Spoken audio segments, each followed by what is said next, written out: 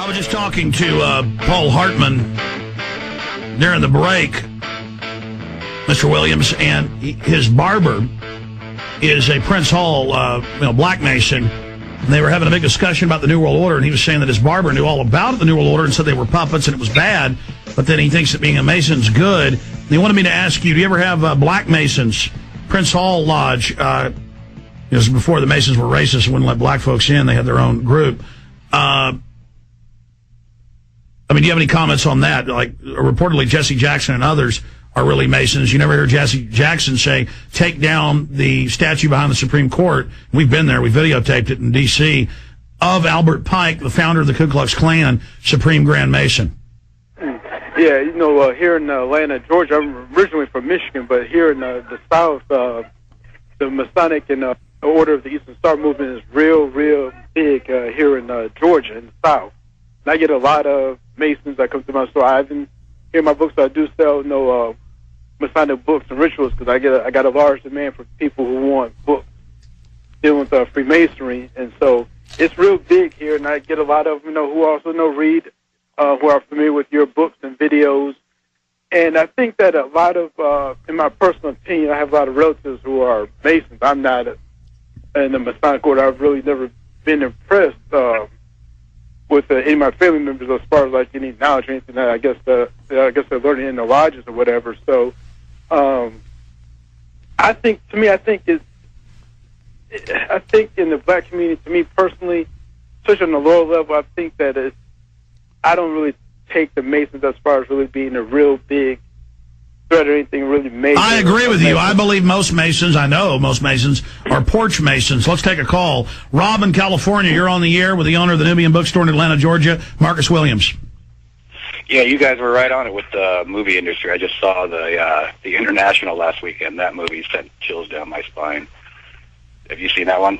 No, but I've read the synopsis and talked to folks that have seen it. They claim there's one bad rogue bank that needs to be banned, and the big international banks need to stop it in the end. And notice they're introducing legislation to shut down the smaller banks internationally right now, so these movies come in perfectly. Just like Blood Diamond says stop the diamonds. That only means stop the diamonds that independents are putting out. It's actually De Beers that has the slave camps, but they imply that De Beers is fighting it. Yeah, he made a comment in there. He said it's not about the money. He says we want the debt, and that summed it all up for me, But I wanted to ask you: have you seen the series of films, The Arrivals? No. No, you should, that's what all the kids around here. That's what they're getting into. That's kind of like their new zeitgeist or whatever, however you want to put it. It's a series of 15-minute films. There's about 50 of them. I think I've seen one or two now. Yeah. Yeah, I've got it. I watched about 3 of them, but I'm just kind of up in the air about what it's. I didn't know if it was it seemed to be kind of anti-Semitic. But I was just wondering if you had seen them and what your take was on those things before I get in and watch the rest of the 50 of them. I think I've seen one or two. It's like a YouTube release, right? Yeah, exactly. You got to go click from one to the next, to the next, to the next and stuff. Well, my whole issue is people that obsess on one group or another, that just plays into the balkanization. Can't we just all be against the New World Order? Can't we all be against tyranny and people being oppressed? And then we can come together against that. They love us fighting over race or religion or issues. That's how they break us down and control us. Do you have any comments on that, Marcus? I think that with the whole thing, as far as what you was saying, and I want to kind of bring this back up before I forget about what you had said before the last break, as far as being more aggressive. And I think that I really wish that that little clip I guess you're about to play with Senator Sanders grilling the Bernanke. I really wish Ron Paul had that same fire to be a little bit more aggressive. I was looking for that during the primaries, and I think that if Ron Paul had that same fire to be aggressive, I agree with you. Stay there, Mr. Williams. We're going to come back and do 5 more minutes with you, and I'm going to play the Senator Sanders clip. Coming up, I'm going to go over some financial banking news, get into a real grilling, and I don't want to go after Ron Paul, but I'm hearing from a lot of people, folks, big buzz out there. They want him to get really aggressive when he's on the House Banking Committee with Bernanke and others. He brings up how it's hurting things, how the debt bubble isn't going to work. But why? How about, hey, the Federal Reserve's private. you know, you guys engineered this thing. He'll say things like that here on the air, but he's just so gentlemanly on the news and everywhere else. He's got this platform now.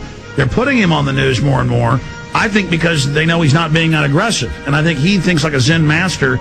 It's a catch-22 where he can get on more and just show people the alternative. And by being more palatable, that he gets more attention. But I think you've got to break through the mesmerized spell that people are under with some cold water in the face or a slap against the face. But Ron Paul's done so much good, and it's overall good. And you know, it's easy to look at somebody in the arena and say they should do it this way or that way. I just think we should look at people like Senator Sanders and others, who's an independent, by the way, as leaders as well. You know, lots of leaders. Cynthia McKinney, very bold. That's why they went after her. But go ahead and finish up your point on that, Mr. Williams. Yeah, I think my whole thing as far as wanting to see Ron Paul be more aggressive, I look at it more as being just like a form of constructive criticism. Because Ron Paul, you know, he had the network on the internet, he had the money, the movement. But I think that if he just would have been a little bit more aggressive as far as attacking people like Obama and Hillary, without. Oh, that's right.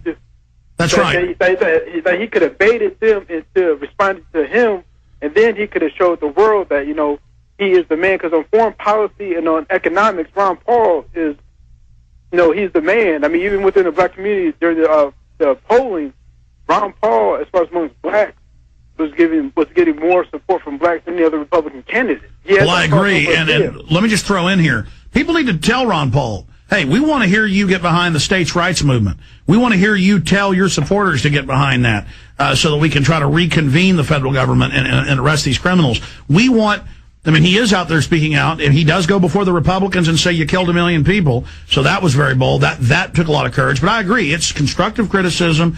We need to have more of that because he is so prominent. We built this guy. He needs to, you know, dance with those that brung him, and he is doing that. It's just that I totally agree with you, Marcus.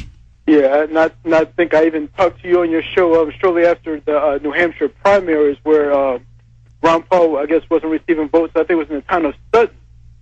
And I was hoping for Ron Paul to, you know, hop on and make an issue as far as the whole voting fraud thing and, like, hold a big major press conference, maybe like in Sutton, with people that voted for him, where the votes were being counted. And I think that by him just ignoring it and just moving on, thinking it'd be a waste of time as far as not challenging the vote fraud that was happening in New Hampshire, I just think that was just another sign of that passivity. But Ron Paul, besides him, Cynthia McKinney, and Kucinich, I mean, I think that overall, I think he's by far easily the best politician out there. And I just hope that in the future that maybe if he doesn't run in 2012, that he become, you know, be more aggressive and get out there and hopefully pick a running mate who has just as much star power as him, and hopefully try to make a difference in the future. But I really appreciate you, Alex, for even giving me an opportunity just to come on your show just to discuss a few issues with you. And I know it's kind of getting close to winding down, so I just wanted to thank you, you know, once again for just giving me a chance to promote my story and to have an opportunity just to talk politics with you, because I never thought in a million years that you would call me and ask me to do this. So that kind of just shows me a little bit, well, actually a lot, that you know that you're also a person, you know, who's, you know, reaches out to the regular everyday working person and willing to do whatever it takes to really try to get the word out. Absolutely. Well, the Nubian Bookstore there outside Atlanta, Georgia. Marcus Williams, thank you so much for all you do, and thank you for your help with the Obama deception. God bless you and Godspeed. I appreciate it. Thanks. You bet. Take care, sir. We'll talk to you again in the future. All right, an amazing individual, very informative, another one of those great people out there fighting tyranny, defending liberty. We're going to come back and into Senator Sanders' true resistance to Bernanke, what we need to see more of from Ron Paul, and a lot more straight ahead. Then we're going to get into the vaccines, shipping bird flu out and putting it in the flu shot. Do you understand how dark it is? How far down the line we are? How late it is?